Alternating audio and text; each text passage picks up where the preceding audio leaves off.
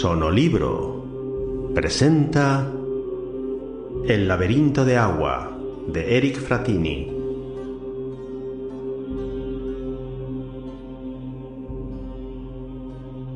Capítulo primero.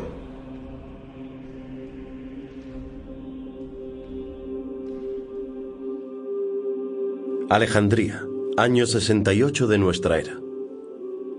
En una aislada y humilde choza del barrio oriental de Alejandría, iluminada tan solo por unas pequeñas lámparas de aceite, un anciano permanecía inmóvil en su lecho de muerte. Junto a él se encontraba Eliezer, su fiel discípulo, antaño un rico comerciante de telas de Judea, que había abandonado su negocio para seguir a su maestro.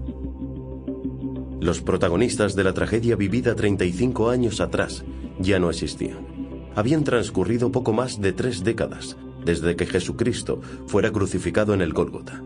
24 años desde que el prefecto del imperio, Poncio Pilato, fuera desterrado a la Galia por el emperador Calígula y se suicidara. 20 desde que Caifás, presidente del Gran Sanedrín, falleciese en extrañas circunstancias. 11 de los 12 discípulos que acompañaron al maestro en aquella última cena en el barrio de Sion habían corrido la misma suerte. Pedro había sido crucificado boca abajo justo un año antes en Roma por orden de Nerón. Bartolomé se dirigió a Turquía, donde unos bandidos lo despellejaron vivo. Tomás enfermó y falleció en un suburbio de la India. Mateo, después de disfrutar de una larga vida y de difundir el mensaje de su maestro en Etiopía, Persia y Macedonia, murió plácidamente. Santiago fue martirizado por orden del sumo sacerdote Ananías y arrojado vivo desde un acantilado. Andrés, hermano de Pedro, fue crucificado en la ciudad griega de Patras. Santiago el Mayor sería degollado por orden de Herodes Agripa. Juan, hermano de Santiago, quemado en aceite hirviendo por orden de Domiciano. Felipe, crucificado por orden del procónsul de Roma, en la ciudad de Hierápolis. Judas Tadeo fallecería en el norte de Persia. Y Simón el Celote moriría mártir en la costa del Mar Negro. En la memoria del anciano aún permanecía vivo el recuerdo de su maestro y la conversación que ambos habían mantenido antes de que comenzara la cena de Pascua. Se acordaba perfectamente de cómo, tras la detención de su maestro, Simón el Cananeo, antiguo miembro de los Celotes, había intentado matarle por orden de Pedro. Estaba seguro de que Pedro había obrado de tal modo, con el fin de que desapareciera cualquiera que pudiera poner en duda su liderazgo tras la muerte del maestro. Pedro convenció al resto de los discípulos de que había sido el anciano que ahora yacía en aquel pobre camastro, quien había entregado al hombre a los sacerdotes del templo. Entre la lucidez y el delirio causado por la fiebre, el moribundo intentaba recordar el momento en que Simón el Celote había declarado haber visto a Pedro hablar cerca del templo con Jonatán, el jefe de la guardia, justo antes de la cena de Pascua.